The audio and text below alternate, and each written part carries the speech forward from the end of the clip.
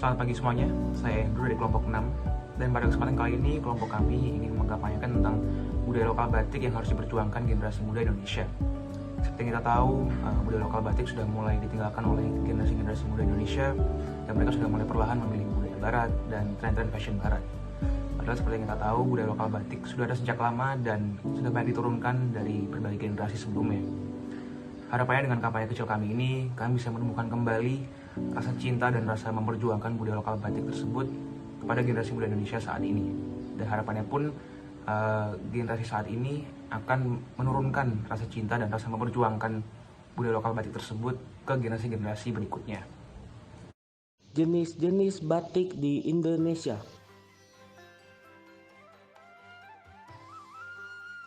Cara pembuatan batik ada 3, yaitu batik tulis, batik cap, dan batik print. Proses pembuatan batik tulis adalah pemberian malam menggunakan canting. Batik cap mulai dipakai di pertengahan abad ke-19. Proses pemberian malam menggunakan lempengan besi. Batik print muncul pada tahun 1970-an dan kain tekstil bermotif batik. Macam-macam batik di Indonesia. Batik pedalaman, contohnya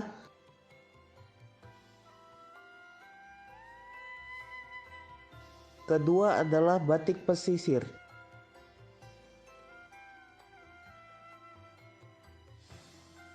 Contohnya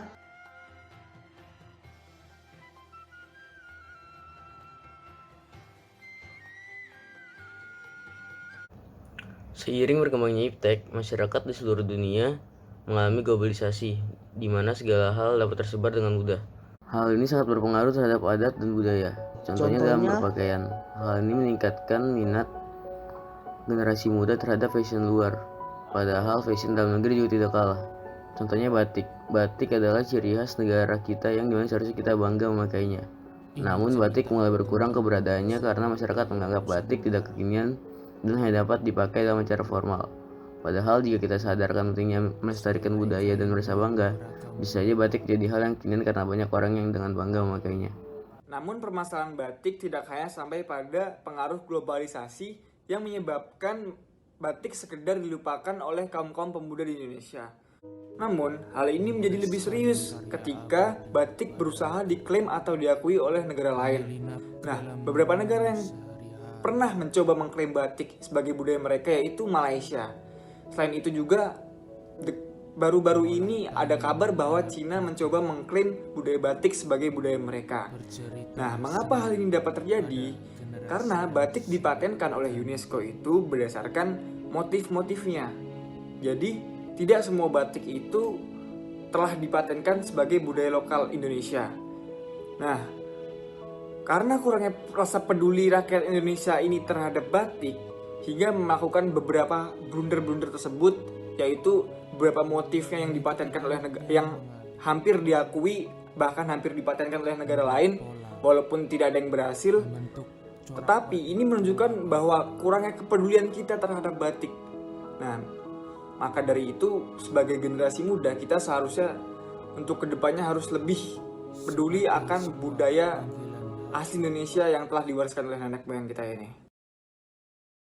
Dan bagaimana upaya kami untuk mengubah tren batik yang dulu berkesan udik menjadi unik, yaitu dengan menunjukkan kalau batik tidak hanya saja bisa dipakai pada saat acara formal saja, melainkan batik juga bisa dipakai dalam kehidupan kita sehari-hari. Contohnya masker batik ini yang berdesain sangat unik, dan ada juga jaket bomber ini yang bermotifkan non-geometris bergambarkan hewan seperti burung.